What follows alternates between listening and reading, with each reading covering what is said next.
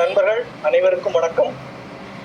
இந்த இனிமையான மாலை பொழுதில் உங்கள் அனைவரையும் இந்த பட்டிமன்ற நிகழ்ச்சியின் வழியாக சந்திப்பதில் மிக்க மகிழ்ச்சி. இது எங்களுடைய 8வது இணையவழி பட்டிமன்றம்.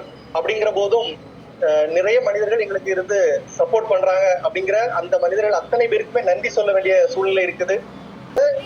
எல்லோருக்குமே தெரியும், ஏறத்தாழ தெரியாத முகங்கள் அப்படிங்கிறது மிகவும் குறைவு. அது வேற யாரும் கிடையாது, நம்முடைய ராமசாமி சார் தான். ஏறத்தாழ 27 வருடம் பயிற்சி அனுபவம் கொண்டவர். அவர் போகாத பள்ளி கல்லூரிகள் கிடையாது, பயிற்சி வழங்காத தளங்கள் கிடையாது. ஜேசியில் 1999 முதலே ஒரு மிக மகத்தான பணியை செய்து வருகிற ஒரு நபர். அவரை பற்றி ஒரு தனிப்பட்ட முறையில ஒரு யூனிக்கான விஷயம் சொல்லணும் அப்படின்னு பாத்தீங்கன்னா, வாய்மை வல்லமை அப்படின்னு ஒரு வாட்ஸ்அப்ல ஒரு குரூப் வச்சிருக்காங்க. கொரோனா காலகட்டத்தில் தொடங்கப்பட்டது. டெய்லி அதுல ஒரு வாய்ஸ் பதிவு போடணும். எத்தனை மனிதர்களால் நம்மளால தொடர்ந்து அதை செய்ய முடியும் அப்படின்னு தெரியாது. ஏறத்தாழ 2100க்கும் மேற்பட்ட பதிவுகள் இன்று வரை தொடர்ந்து தான் செய்த காரியத்தை செய்து கொண்டு வருகிற மனிதர்கள். அப்படிப்பட்ட ஒரு மிகச்சிறந்த ஆளுமை. ஒரு பேசாத தலைப்புகளே இருக்காது. மோட்டிவேஷனல் ட்ரெய்னர், டைம் மேனேஜ்மெண்ட், பல தலைப்புகளிலும் மிக சிறப்பாக செயல்படக்கூடிய ஒரு மனிதர். இன்னைக்கு அவங்க நம்முடைய நடுவராக நம்மோடு இணைந்திருக்கிறார்கள். சிறப்பாக இந்த பட்டிமன்றத்தை முன்னின்று நடத்தி தரும்படி கேட்டுக்கொண்டு விடைபெறுகிறேன். நன்றி. அனைவருக்கும் மாலை வணக்கம். ஒரு சிறந்த தலைப்புல நம்ம எல்லாரும் கூடியிருக்கிறோம். இப்போ நம்ம பார்க்க போற டாபிக் என்னன்னா, குடும்ப சூழல்ல இன்னைக்கு சில விஷயங்கள் குறைஞ்சிட்டே வருதுங்க. அது பொறுமையா இல்ல ஒழுக்கமா அப்படிங்கிறத பார்க்கறதுக்காக தான் வந்திருக்கிறோம். ரெண்டுமே இன்டர்லிங்க்டு தான். இதை சார்ந்து அது இருக்கு, அதை சார்ந்து இதை இருக்குங்கன்னா கூட நம்ம என்ன ஏதுங்கிறத நம்ம தெரிஞ்சுக்கிறதுக்கு ஒரு 3 பேரை பேச விட்டு சண்டை போட விட்டு அவங்கள்ட்ட இருந்து ஏதாவது பாயிண்ட்ஸ் கிடைக்குதா அப்படின்னு பாக்குறதுக்காக தான் வந்திருக்கிறோம்.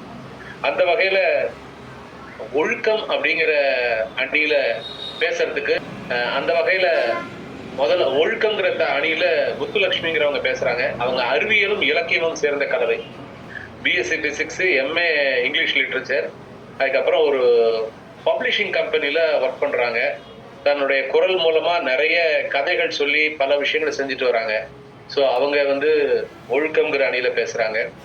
அடுத்தது அதே ஒழுக்கம் அணியில செல்வகுமார் இருக்காரு. அவர் காற்றாலை சம்பந்தமா நிறைய வச்சிருக்காரு. நிறைய காத்து நம்ம எல்லாம் புயல்லாம் வரும் அப்படின்னு நம்புறோம். அவருடைய பேச்சுல பல ஆக்ரோஷமான சில விஷயங்களை சொல்லுவார் அப்படின்னு நான் நிச்சயமா நம்புறேன் ஒழுக்கம்ங்கிற தலைப்புல. அடுத்தது 3வது ஸ்னேகா. இவங்க ஆம்னிபஸ் அப்படிங்கிற ஒரு கம்பெனில ஸ்போக்கன் இங்கிலீஷ், போனிக்ஸ் அந்த மாதிரி சொல்லி தராங்க. She is also a writer, communicative English ட்ரெயினரா இருக்காங்க. ஸோ ஒழுக்கத்தை பத்தி ஒரு ட்ரெயினரா இருக்கிறவங்க எப்படி அப்படிங்கிறது நமக்கு தெரியும். கரெக்டான டயத்துக்கு எல்லாரையும் சொல்லி அவங்க, அதாவது டைம் மேனேஜ்மெண்ட் எடுக்கிறவங்க கரெக்டா அந்த டயத்துக்கு முன்னாடியே வந்துட்டாங்க. ஸோ அதனால அவங்க சொல்றதை தான் செய்வாங்கன்னு நாங்க நம்புறோம். இதை தாண்டி இல்ல பொறுமை அப்படிங்கிற அணியில பேசுறதுக்கு நம்மளுடைய குமரிராஜன் இருக்காரு. South Indian bank manager, PG குருகுலம்ல ட்ரெயினர். அவர் சொன்ன ஒரு விஷயம் நான் சொல்லாத ஒரு விஷயம் என்னன்னா, நாங்க நிக்கில் ஆர்எம்ஆர் பஞ்ச் ரீடர்ஸ் என்க்ளேவ்னு ஒரு இதுல புக் ரிவ்யூ பண்ணுவோம். அதுல தொடர்ந்து எங்களுக்கு சப்போர்ட் பண்ணிட்டே இருக்கிறார். ஸோ அந்த வகையில இந்த பட்டிமன்றத்துடைய ஆணிவேர்னு பார்த்தா அவர் தான். ஸோ அந்த வகையில குமரிராஜனை இந்த நேரத்துல உங்களுக்கு முன் அறிமுகப்படுத்துவது எனக்கு ரொம்ப சந்தோஷம். அதுக்கு அடுத்தது பொறுமை இல்லையா, அதனால அடுத்த பொறுமை யாருன்னு பார்த்தா இவங்க ஒரு ஆசிரியர், ஸ்கவுட்ல இருந்திருக்கிறாங்க, மேடை நிகழ்ச்சி தொகுப்பாளர், நிறைய கவிதைகள் எழுதுவாங்க. அன்னைக்கு நாங்க ஒரு ரிஹர்சல் பார்த்த அன்னைக்கே ரொம்ப ஹியூமரஸா பேசினாங்க. அப்படியே படை திறந்து வந்தது. ஸோ அவங்க ஜானகி மேடம். அதுக்கு அடுத்தது பொறுமையில கடைசியா பேச போறது, கடைசியா நான் இன்ட்ரடியூஸ் பண்ண போறது அர்ச்சனா. இவங்க ஒரு கல்லூரி மாணவி. பொறுமை, கல்லூரி மாணவி, ரெண்டும் வெவ்வேறு விஷயமா இருக்கிற மாதிரி இருக்கு.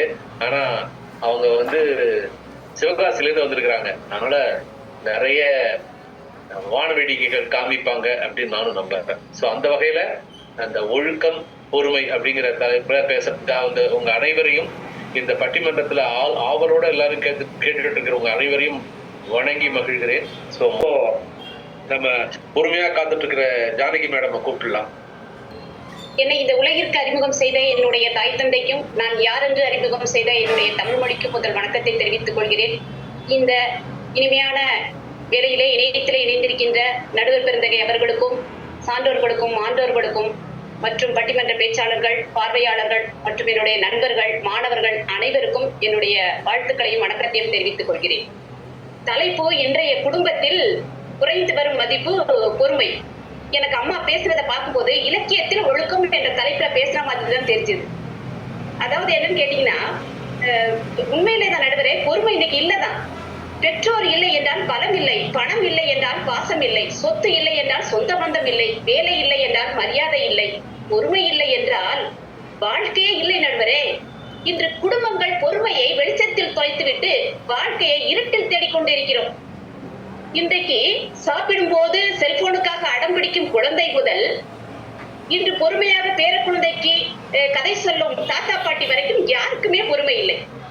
குறிப்பாக சொல்ல போனா திருமணங்கள் 10 பொருத்தம் பார்த்து 9 கிரகணங்கள் சாட்சியாக 8 திசையிலும் சொந்தங்களை வரவழைத்து 7 சோரங்கள் முழங்க அறுசுவை உணவழைத்து பஞ்சபூதங்களின் சாட்சியாக 4 பேர் வாழ்த்த 3 முடிச்சு போட்டு 2 மனங்கள் ஒரு மனமாக இணைவதுதான் திருமணம். அங்கே பொண்ணுக்கு 100 பொன் நகை போடுகிறார்களா, அமெரிக்காவில் பையன் வேலை பார்க்கறானா, இல்ல 2 லட்சம் சம்பளம் வாங்கிறானா என்பது அங்கு முக்கியம் இல்லை. எவ்வளவு செலவு பண்ணி திருமணம் நடந்தாலும் இருவரும் பொறுமையாக இருந்தால் மட்டுமே பிரியாமல் ஒரு 2 வருடமாவது வாழ முடியும்.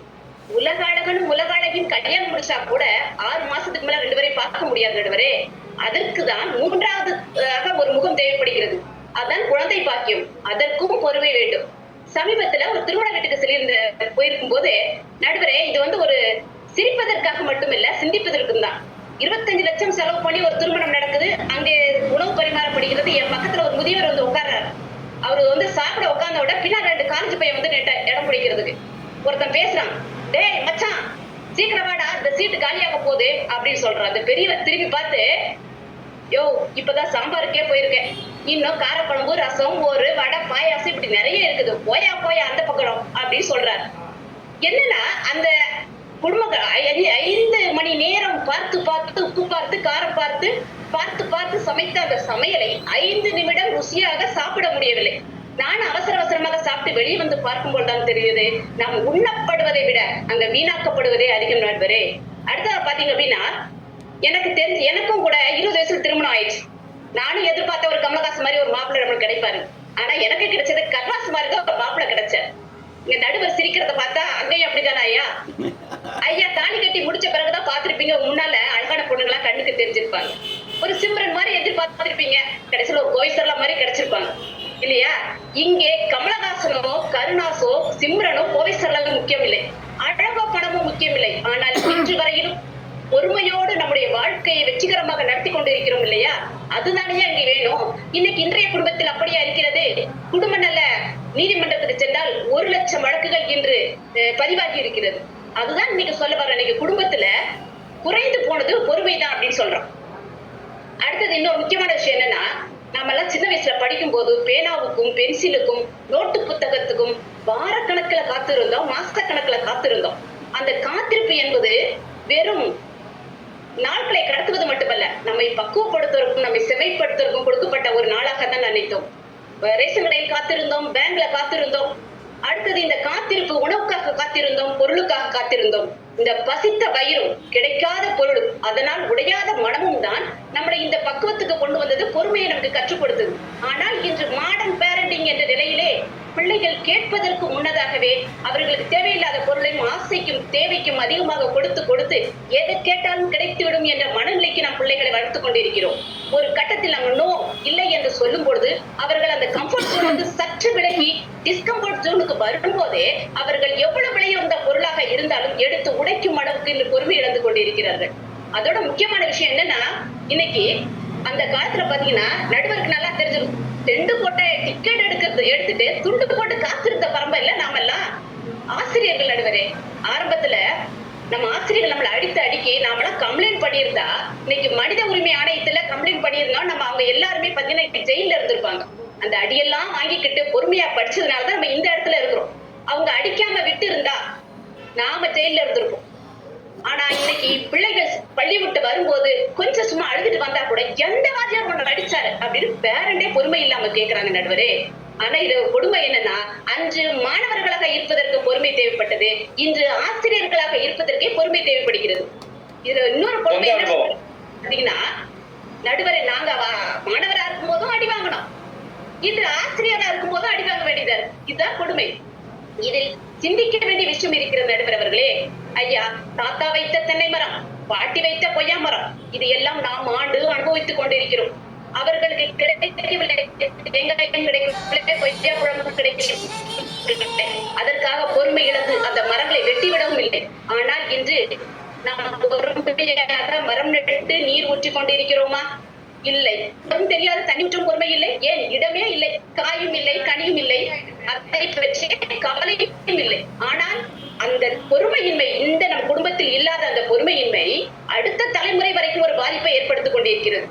அடுத்ததாக பாத்தீங்கன்னா, இஸ்லாமிய மத நூலான திருக்குறான்ல சொல்லியிருக்காங்க. என்ன சொல்லியிருக்காங்கன்னா, செல்வத்தை எடுத்து சோதிப்பேன், உயிரை எடுத்து சோதிப்பேன், உன்னுடைய உடைமைகளை எடுத்து சோதிப்பேன், பசியை கொடுத்து சோதிப்பேன்.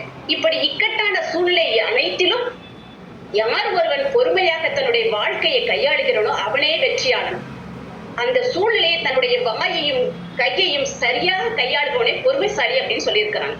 ஒரு குடும்பத்துக்கு குறைந்து கொண்டிருப்பது இன்று பணமோ பொருளோ இல்லை நடுவர் அவர்களே, இன்னைக்கு குறைந்து கொண்டிருப்பது பொறுமை மட்டும்தான்.